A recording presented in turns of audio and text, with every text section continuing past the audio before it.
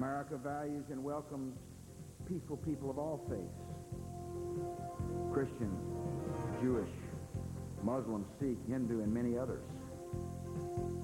Welcome back to Late Edition. President Bush insists the war against terrorism is not directed at Islam or Arabs in general, but many American Muslims and Arabs aren't convinced, and they're concerned about discrimination and a growing number of hate crimes against them. Joining us now from New Orleans, California Republican Congressman Daryl Issa. He's a member of the House International Relations Committee. In Los Angeles, Hussein Ibish of the American Arab Anti-Discrimination Committee.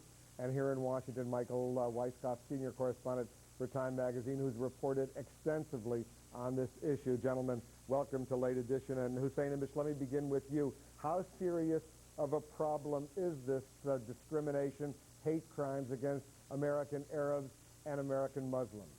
Well, I think it's pretty serious. I think in terms of ethnic hatred and a community, an ethnic community which is under suspicion and which is treated differently in the United States, I think the Arab American and American Muslim communities are clearly the most egregious case of that right now.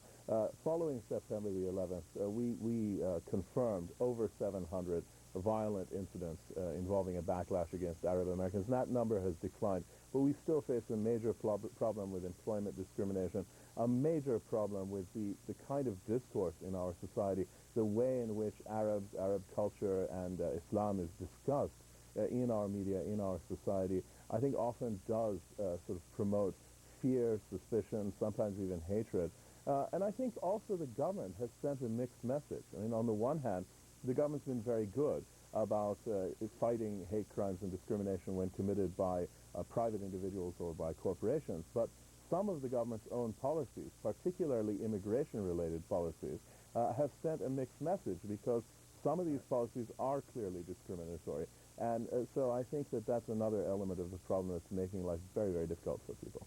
Congressman Issa, you are an American, of course, of Arab ancestry, of Lebanese ancestry. You were profiled and prevented from getting on a plane shortly after September 11th. There was FBI investigation of a JDL, a Jewish Defense League, plot personally against you. Arrests were made. How serious is this problem from your vantage point? Well, first of all, I think the one thing that we're seeing, Wolf, is that the incidents of behavior which is very inappropriate are going down. They peaked in September. They've been going down steadily. So from 10 a day, they're now less than 10 a month in California. And I think that's a sign of the leadership President Bush applied to saying this is not about Islam, this is not about residents of the United States, this is about a small group of zealots that committed an atrocity against America. I think that we have to separate, though, most importantly, the difference between prejudice and discrimination. The President is fighting prejudice by helping people to understand that this is a group of ideologues and not, in fact, a religion.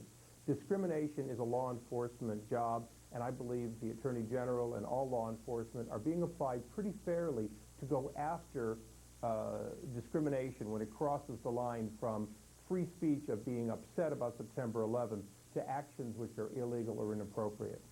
Michael Weisskopf, you've done a lot of reporting on this now. Where does it stand? Has there been a significant decline in these kinds of hate crimes against Americans who are Muslims or Arabs since September 11th?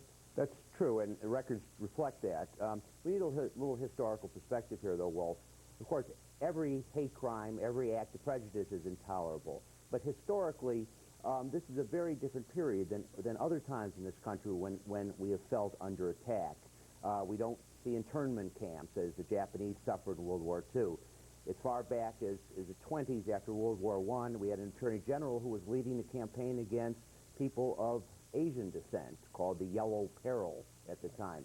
We have now on the books strong laws, hate crime laws, and we have in office people making unprecedented remarks about the need for tolerance and no hate crimes.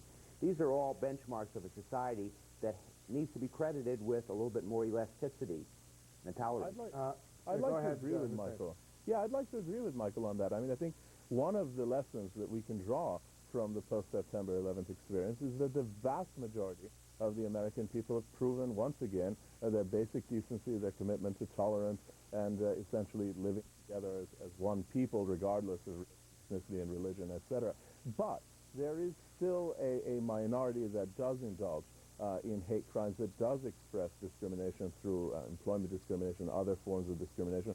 And there is a problem, there really is a problem with our discourse about the Middle East, about Arabs, about Islam, the kind of hostility that is permissible as legitimate commentary in the mainstream media, in some of our major newspapers, on some of your cable news competitors, Wolf, is really extraordinary. There seems to be a license in American media, for example, to say hostile and abusive things and to express not just prejudice but even hostility towards Arab Americans, especially when it comes to issues of the Israeli-Palestinian conflict. That's quite extraordinary. I think it was a remarkable moment when the House Republican leader, Dick Armey, called for the ethnic cleansing of the Palestinian people. I can't see that as separated from an overall climate that allows a certain high level of negativity about Arabs and Muslims that isn't usually applied to other groups.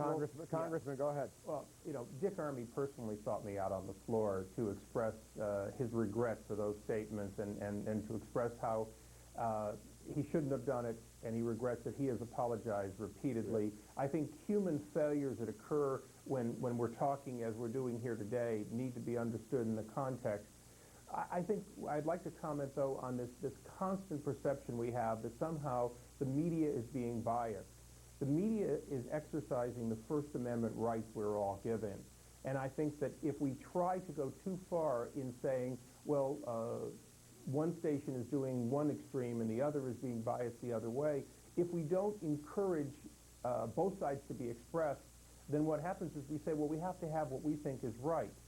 There are people on television and radio today who are saying things I object to, and there are people on television and radio saying things that the other side objects to, and that's what America's about. That part of the First Amendment we have to hold on to, while in fact making sure that the on-free speech actions are limited to those allowed under the law. Hussein, you want to respond to that? Yeah, I'm not calling, I agree with that. I'm certainly not calling for censorship.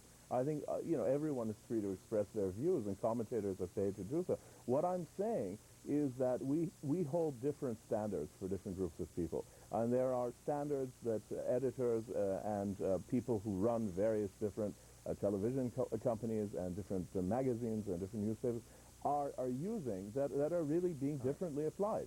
In the case of Arabs and Muslims, things can be said about Arabs and Islam and considered legitimate commentary in mainstream publications that purport to be responsible and that usually are responsible, that wouldn't be allowed in other cases. So what I'm not asking for, censorship, but I am saying that there is a problem with our discourse in this country that we need to be self-critical about, I think. Michael, there's no denying that the 19 hijackers, all of them were Arabs, all of them were Muslims, all of them fit a profile, if you will, young men, single here in the United States, on visas, maybe here illegally.